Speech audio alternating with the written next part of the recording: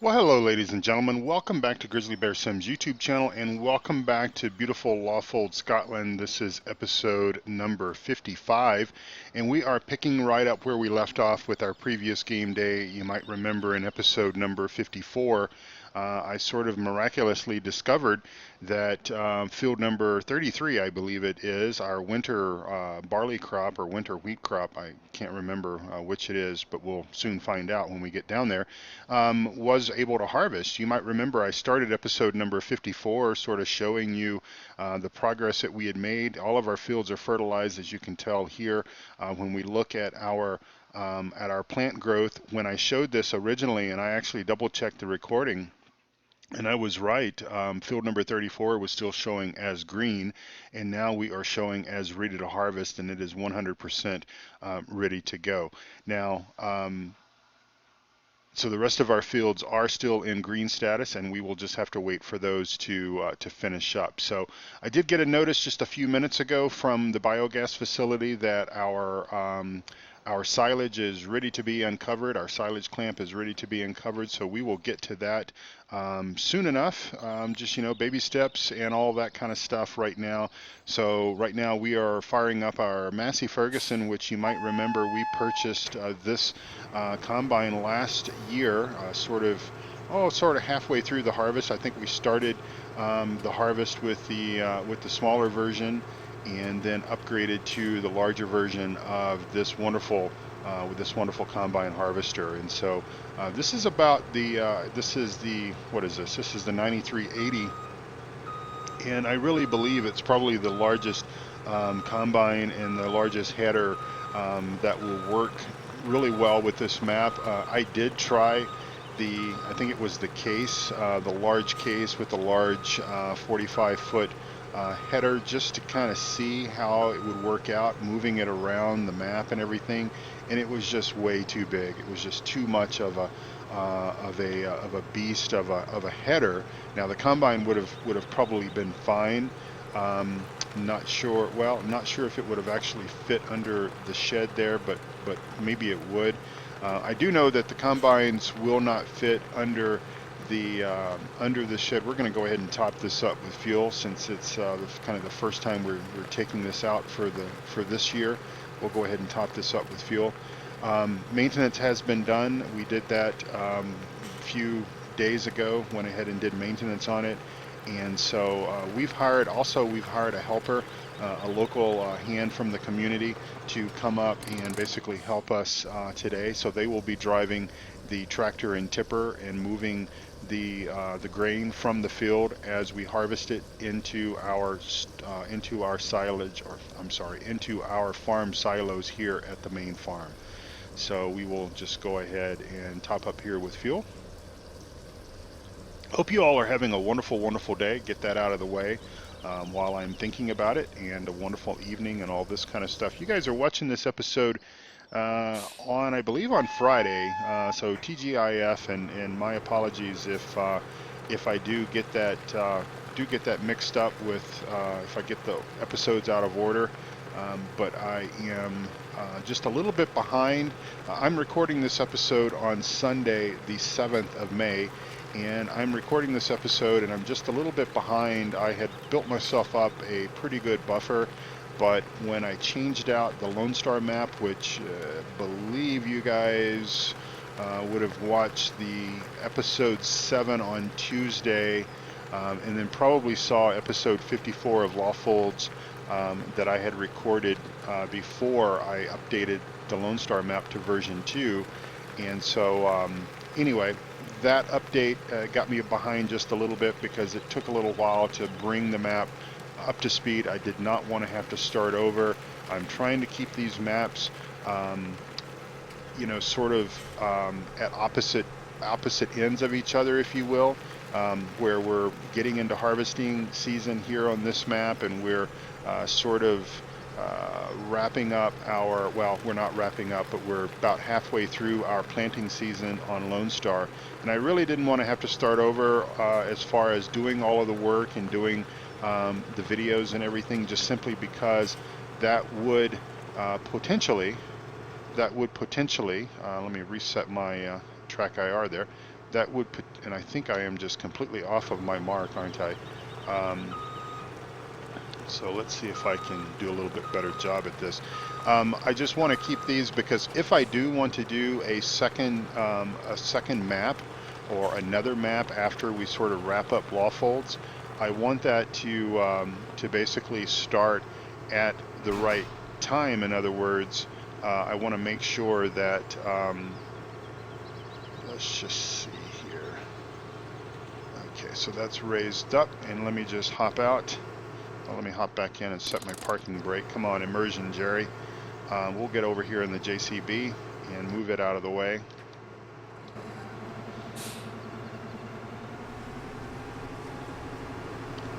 I want to point out again, I really can't remember if I've mentioned this in the past, but if you guys are struggling with the header trailers in the default Giants menu, this modded header trailer, it's a Crochet, if I'm pronouncing that correctly, that is on my mod spreadsheet, and it is fantastic. The header trailers that come with the game, that come default to FarmSim 17, and I'll just quickly show you these in the store if I can find them. Headers, so header trailers you would think would be somewhere nearby.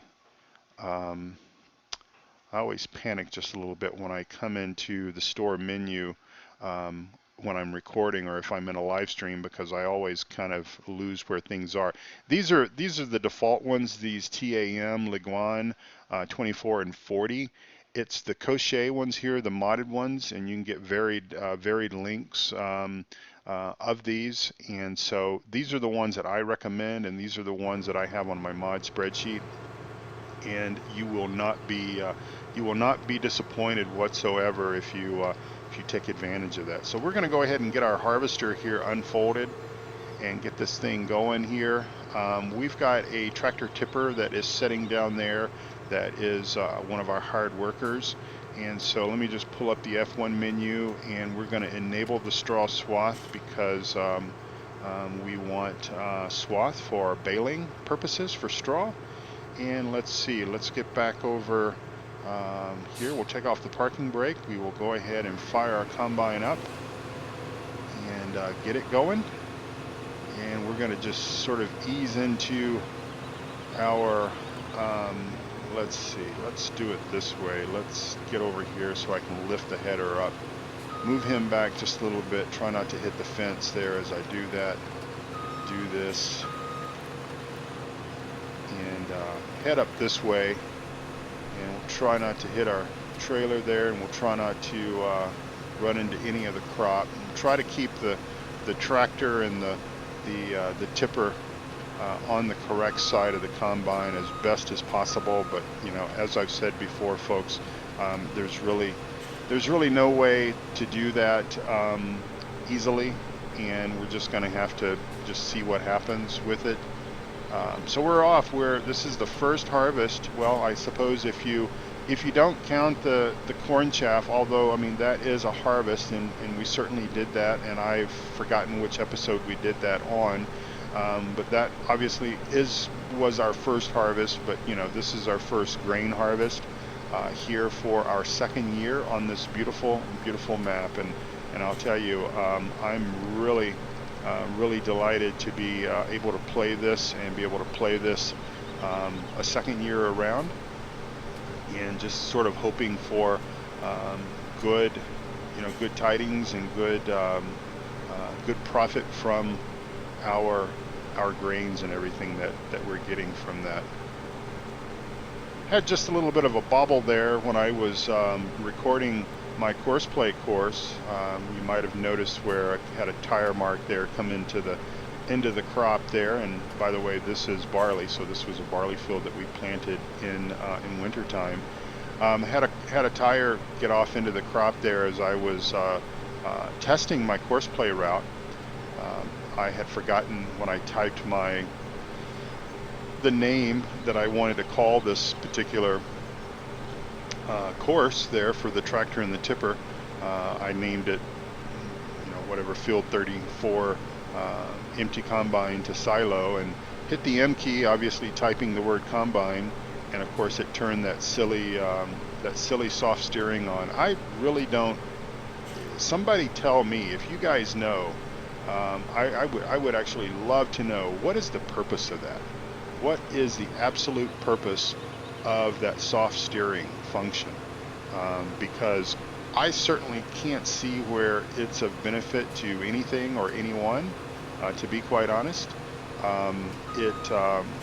You know, again, I can't understand where it would be useful. If you know, if it, obviously, I mean, obviously it's a real world functionality, I would think. I can't imagine why somebody would put it, you know, in the game just for the sake of having it in the game. But in any event, I just can't for the life of me figure out what the advantage of that is, to be quite honest. And I actually wish it wasn't. I wish it wasn't in. And maybe here's another question for some of you guys and gals. Can you basically turn that feature off in, say, an XML file or something of that nature? Can you turn that feature off? And if you can, I would be certainly interested in doing that for sure. So again, Courseplay is controlling our tractor, our Fendt tractor, and the beautiful Penta DB50 tipper trailer. I just can't say enough about this tipper trailer. If you would like to have this on your virtual farm, all you got to do is check out my mod spreadsheet, and it's all right there. So check it out, and you know, let me know. This might be a pretty good spot here for a shot here. And it always, I don't understand why it does that, folks. I'm almost getting to the point to where I'm about ready to maybe bail on using the AI vehicle extension mod, simply because it uses that same shortcut. And I suppose I could change the shortcut for activating the HUD hider in the game extension mod. Quite honestly, now that I'm doing more with Courseplay and/or I'm operating the combine, obviously, here on this field, I find myself that I almost rarely use or need to use the AI vehicle extension mod. But I'm just sort of, I don't know, maybe I'm a little bit disappointed that I think I'm gonna give us a header or a headland right up here, across here. I guess I'm sort of disappointed that seems to conflict. The interesting thing is to activate the menu, it is shift. I believe it is it's control H, but for whatever reason, and when I hit Alt H for HUD hider, it kicks into that field thing, and it will mess up Courseplay routes. I have seen it happen on this map, and I've seen it happen on Lone Star as well, that when I activate my HUD hider to hide my HUDs and everything, if I've got active Courseplay routes running, and I don't know what will actually end up happening to this guy, if he's gonna kind of lose his mind or not, but they kind of go crazy, and they tend to just sort of lose their course. And I don't know if you guys have seen this. Certainly chime in and leave me a comment and let me know. I guess if I'm going to continue to use the AI vehicle extension mod, and really the only thing that I could think that I would use it for would be auto combine, if that was something that I wanted to do. But quite honestly, I'm not sure that is something that genuinely really interests me anymore, now that Courseplay seems to be working quite well with the various fields and such as that. I mean, there was a point in time where Courseplay wasn't working as well as Auto Combine did, and of course in FarmSim 15, I chose to actually, when I would set up a combine, when I would use a combine, and I wasn't driving it myself, I did tend to sort of favor the use of auto combine for operating and functioning the combine. and then using Courseplay to control the tractors and the tippers and that sort of thing. But I think that with that problem, I don't know, I may have to drop it. But I think what I'll do first is I will look and see if there is a way of maybe changing the menu option for it or something. It's just that Alt H is sort of ingrained into my memory, and sort of and I know what'll happen is that for quite a while I will still continue to hit Alt H to kick on the HUD hider feature of the vehicle of the game extension mod. Game extension mod is probably, you know, I talk a lot about how much I love Seasons mod. I talk about how much I enjoy Courseplay, and those are all great mods and everything, but that little game extension mod is a really cool mod, and if you haven't figured it out yet, or if you haven't tried it yet, I should say, you should do that. You should give it a try. It does a lot of additional features for you if you want some extra level of immersion with regards to, for example, how much you pay your help, or if you want to control the hours that your help basically can work. You can do that. You can pay overtime, which obviously would be a real life kind of thing. Clearly we would be paying our folks good overtime rates if we valued them as employees.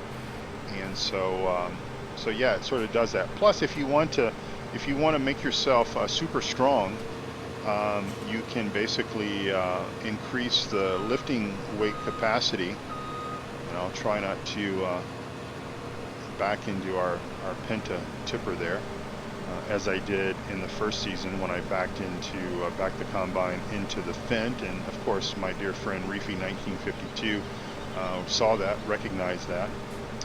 So yeah, shame on me for doing that. But you know, we'll see. We'll get around it if need be. Now, if you notice, no more space to place new pallets of wool at the sheep yard. You know, I don't know what is buggered up about this map, but there is absolutely no wool anywhere near the sheep yard. The only wool that is anywhere near the sheep yard is on the backs of the sheep. There is no wool in storage. I've sold it all. There is no wool at the little place where you pick wool up at. So I'm not sure what's going on with the wool situation. You know, it had been behaving this way for quite some time. You know, I had put a whole bunch of wool in storage, and I thought that was the situation. I thought that, well, maybe, you know, I had just reached the capacity for having so much wool, and I had, you know, arguably I had 20 pallets of wool that I had been stockpiling, waiting for a high demand, great demand. And that, you know, that very well may have been the issue, and maybe for whatever reason it got things out of sync, and it still thinks that there is an abundance of wool up there, but there really is not. Again, the only wool that is up in that area is on the backs of the sheep.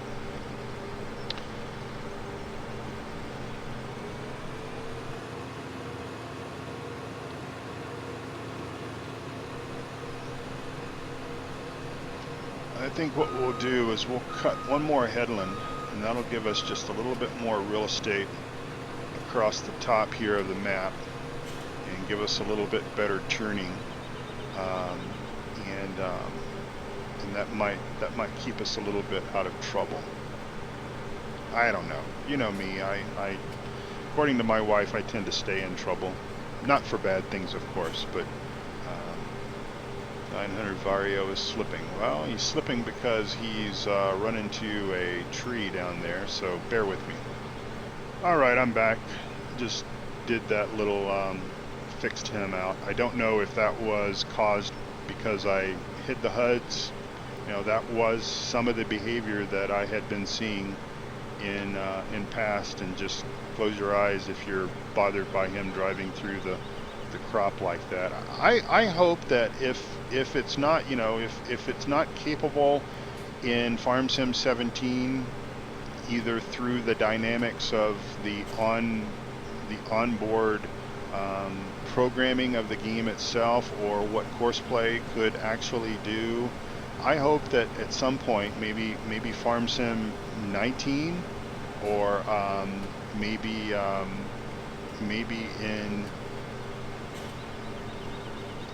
in Cattle and Crops, I hope that at some point we reach a stage where the AI would be intelligent enough to realize that there is, you know, growing crops, sort of the difference between the line of distinction between where the crops are growing versus where the crops have already been harvested versus the edge of the field. Don't know. I'm not a map developer. I'm not a map modder. I'm not really a software guy. I'm more old school hardware. That's how I came up into IT, and I don't know, you know, what it takes to put these things into perspective. But you know, I've talked about, and I've often, you know, sort of maybe complained or certainly discussed how I felt that, you know, I would think that the relationship between, especially in a fully automated scenario. So let's talk about a fully automated scenario. Let's talk about where Courseplay is controlling the combine. Courseplay is also controlling the tractor and tipper, or multiple tractors and tippers. Okay. So here's what I believe I know is to be accurate about understanding Courseplay. Courseplay knows the dimensions of the field. And we know this to be true because when you come into a field to basically you know, set it up to run a Courseplay route, you can click the little eyeball icon, as I've demonstrated in my Courseplay tutorials, and it will show the perimeter of the field. Now sometimes that doesn't work to our advantage, and as I've demonstrated on Lone Star, I've basically, you know, sort of worked to create new perimeters around a field that is a little bit more Courseplay friendly, especially with fields that have like a dog leg to them, or a stand of trees or something sort of in the way. And so but again, let's sort of think about this. Courseplay knows the dimensions of a field. Courseplay, obviously, when we set up a course, we set the combine harvester up on a course. Courseplay knows that where the combine is in relation to the field. Okay, it's got its waypoints and all that kind of stuff. Okay, all right. So in my mind, I think that the combine in a Courseplay scenario is the master machine. Okay, it's the master machine that should, in a sense, in theory, be controlling everything else that's taking place around it. So consider it the master of ceremonies. Everything else is like the participants. All right. So then we have a tractor and we have a tipper type relationship to the combine.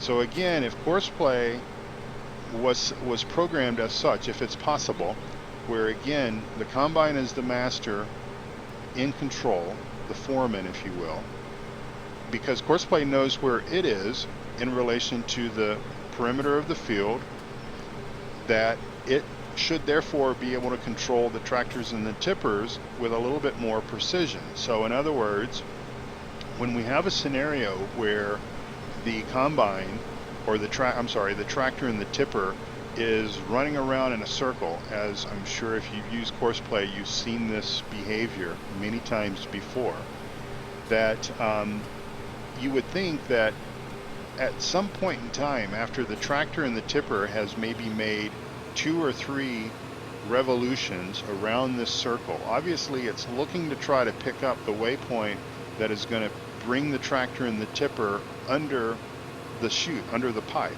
okay? But after about 3 or 4 circles, if it hasn't really figured out how to accomplish this task, then perhaps the best thing for it to do would be for it to, again, it knows the dimensions of the field, it knows where the combine is. I would even think that Courseplay might even know the areas of the field that has already been harvested, okay? And then it would basically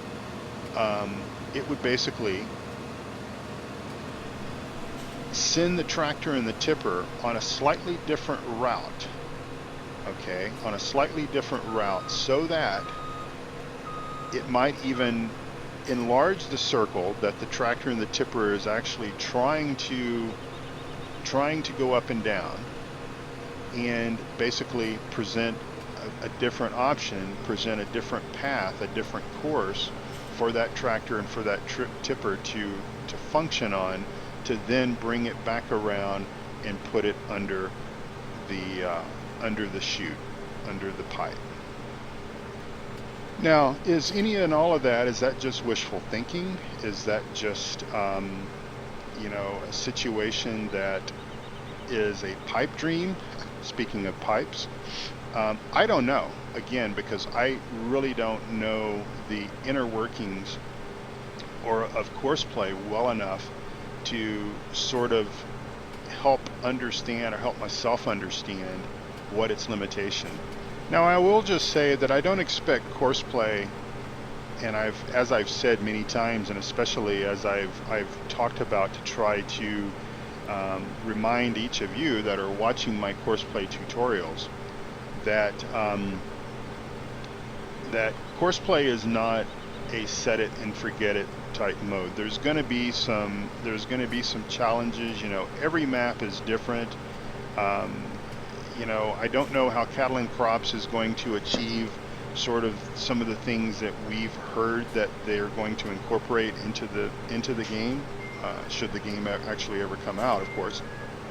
Things like being able to tell your AI hired workers to essentially go and do a job, do a task. Now, I'm assuming, unless I'm wrong, I'm assuming that the AI will actually get in one of your tractors and will actually drive to the field and perform the work, and that it's not just going to be lines of code, lines of software code that's going to miraculously, after, you know, a set period of time, harvest your field. So for example, if we're going to say to our hired workers, we bring up the HUD or the control panel or whatever they're putting into this, and we go out and we say we want, you know, hired worker Billy Bob to go and cultivate a field number, you know, 5, and we want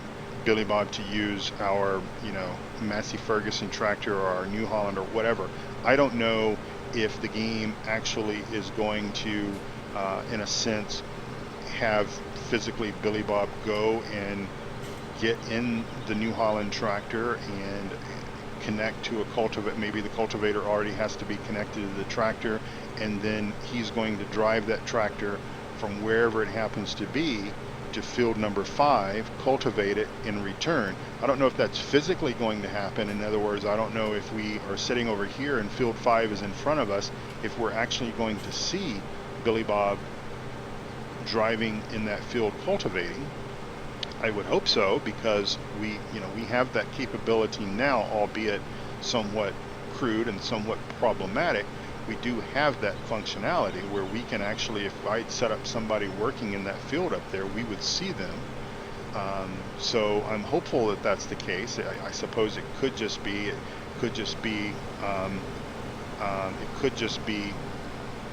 you know, an operation, a script or whatever that runs, that just all of a sudden we look up there on field number 5 and it's been cultivated. Don't know. I hope that it's a little more visually appealing than just having it run a script that then therefore just causes the field to be cultivated. Time will tell. But maybe, just maybe, the next generation of Farm Sim 19, as I have said, Giants, if cattle and crops is a real thing, and I have no reason to believe that it's not. I've blogged about this. I talked about this recently. I wrote a blog article that sort of read in part, is cattle and crops a scam? No, I do not believe that it is. I really believe that cattle and crops is something that is genuine, and it will be out when it, when they get it to a point to where that it can basically function and everything. And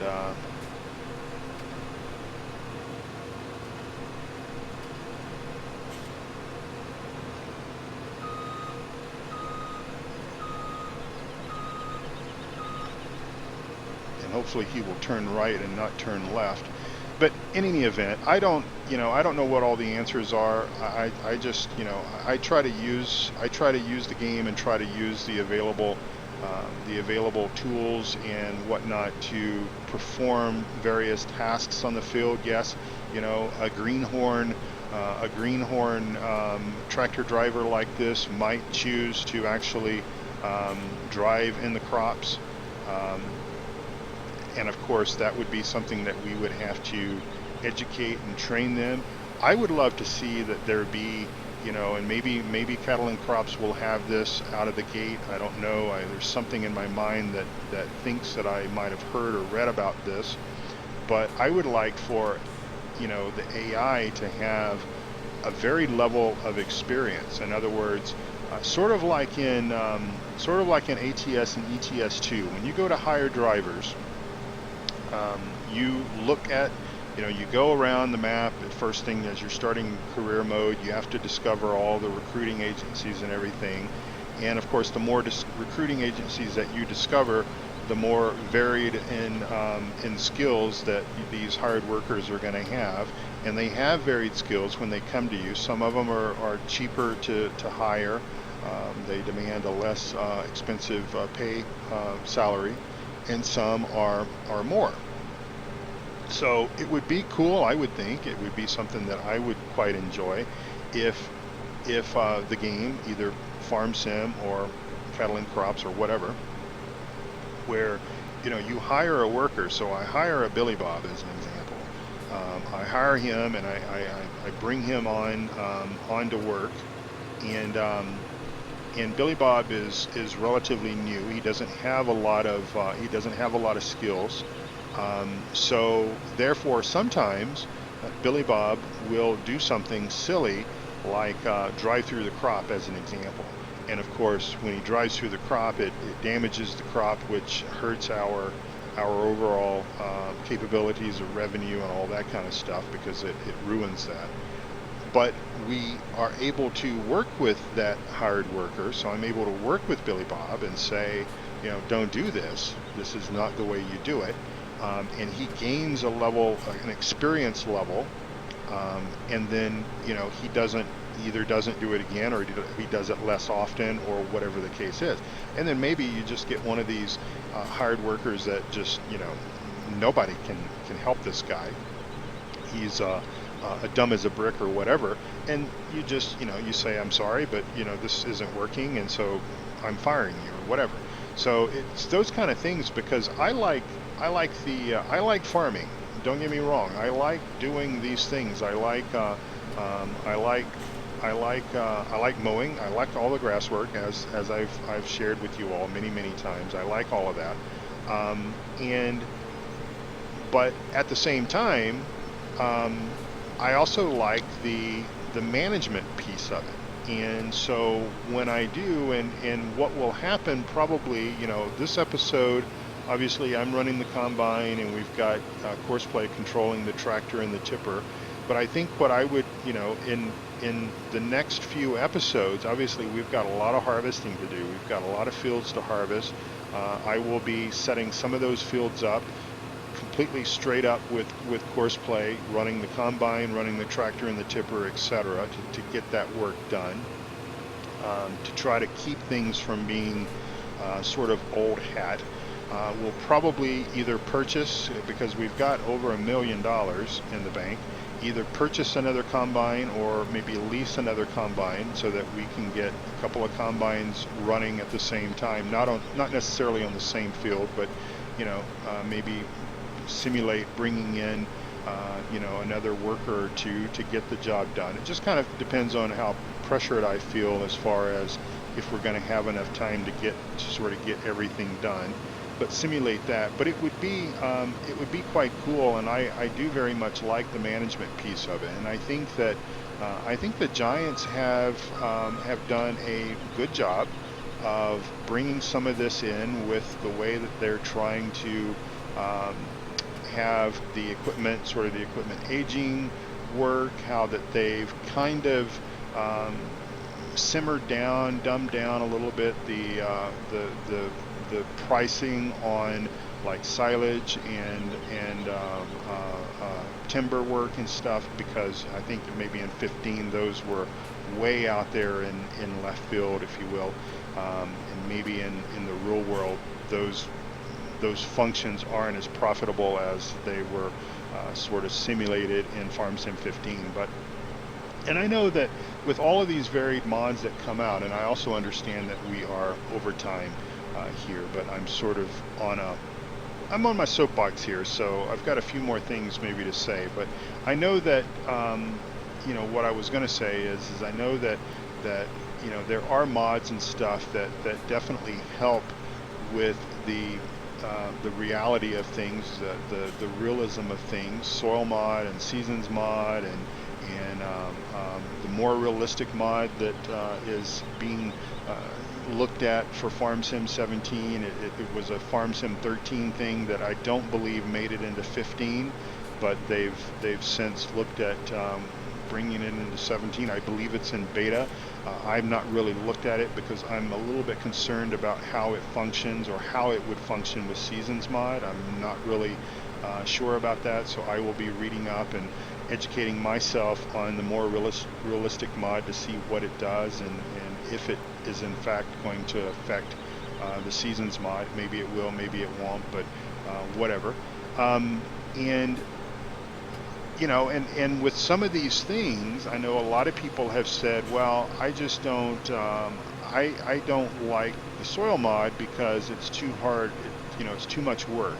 I don't have that much time to sort of play the game, to invest that much time in all of this. And of course, it's for each their own, there's no right or wrong way to play the game. There's no right or wrong way to do the tasks and everything. You can either, if you want to do everything with course play and just bounce around and set machines up and fix them when they run into fences and that kind of stuff, if that's your idea of running the game, if that's even your idea of making YouTube videos, there's a few people that I've come across that's all they do. I mean, they just literally bounce around and control course play for every single vehicle, and they pretty much never do any work that course play can't do on the farm. I mean, they almost never do manual type stuff like moving a bale of hay with a bell fork. If course play can't do that for them,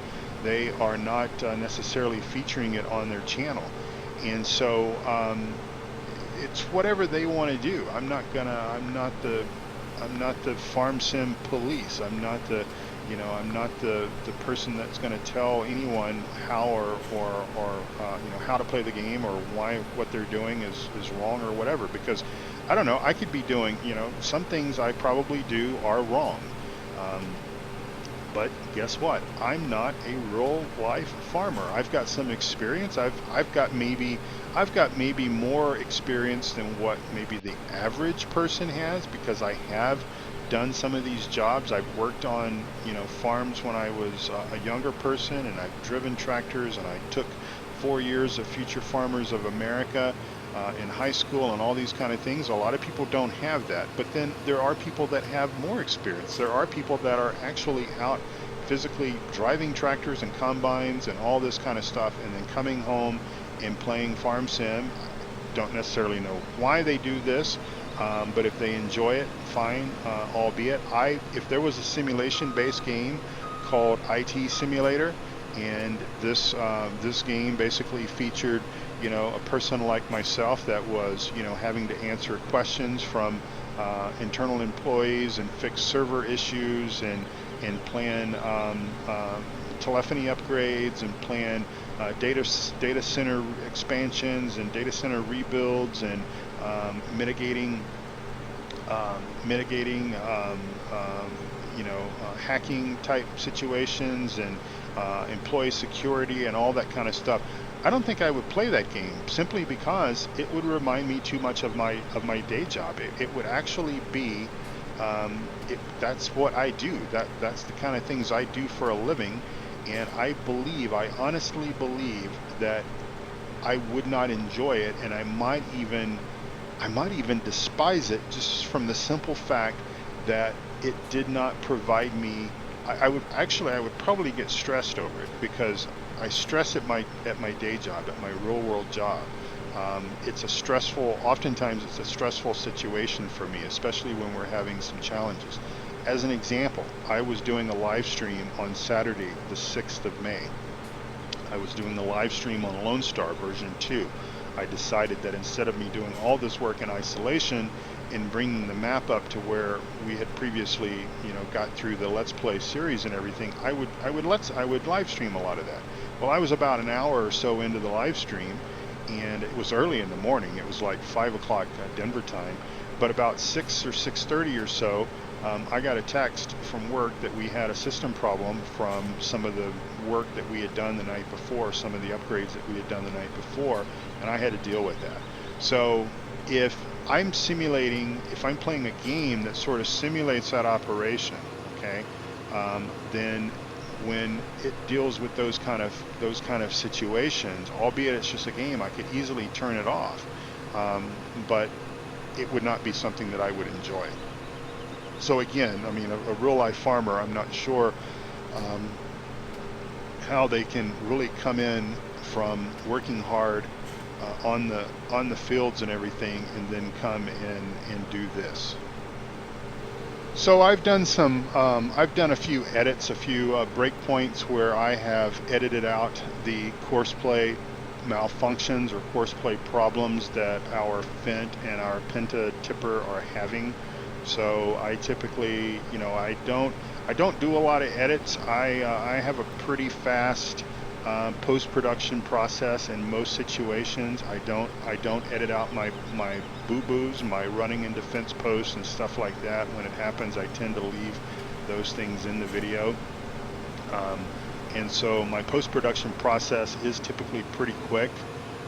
But obviously I am sort of editing out some of these problems, and this has been about the third or fourth one that I've had where the Fent and the Penta tipper basically runs into the fence up there. So I'm trying, that's why I'm stopping to empty, because I'm thinking that maybe if I leave enough space between where the tractor and the tipper is in relation to where the fences and everything are at the north end of the field, that maybe he'll have a little bit better time at making his turns and everything. I don't know for sure if this is really going to work, but and I also know that we're going quite over. We're into about 45 minutes or so. So I think what I'm going to do is I'm going to go ahead and wrap this episode up. I'm sort of maybe ready to climb off my soapbox, and so I will go ahead and do the rest of this field off camera, and then most likely we will come back for another game day on this video, or another video on this game day, and we will probably bale this straw, or at least start the process, and I'll probably finish it up off camera. But that's probably what episode number 56 will be about. Baling this straw. We do need this straw. I think if I remember correctly from the previous year, we probably kept the straw from one of the fields, and then the other field we basically sold that. And so I think that's probably what we will do this game, or this time around as well, is do the same thing, because obviously I'm not planning on playing this map beyond this season, but I am going to play things in such a way that it does lend to the storyline that we are getting the farm up to shape, and we'll be obviously selling the farm to someone else that's going to come along. And so therefore I'm doing all the due diligence as far as ensuring that there's enough straw and enough hay and enough silage and enough of those things, and that the equipment is well maintained and all that kind of stuff, to then be able to say, okay, I've got a farm for sale in Lawfolds, Scotland, and this is the price that you're gonna, I'm gonna ask for it. It's got all these equipment, it's got animals, it's got, this kind of stuff. And I think just before I end the episode, we will request a driver, which is going to be a little bit unrealistic because he's going to probably come over here to the pipe in the field. But I will just show you the course play course that I set up for him, and probably just end the episode as he is emptying his grain into our farm silo. So this episode is going to be close to an hour, and my apologies. I know a lot of people have asked for longer episodes, so consider this your wish has been granted sort of situation, where I will go ahead and let this episode go almost an hour for you, and you can just you can thank me later. So he is at 90-something%, so probably by the time he gets the rest of this in, he is going to be full. And I will just edit so that you don't have to watch the entire process of him driving all the way up there.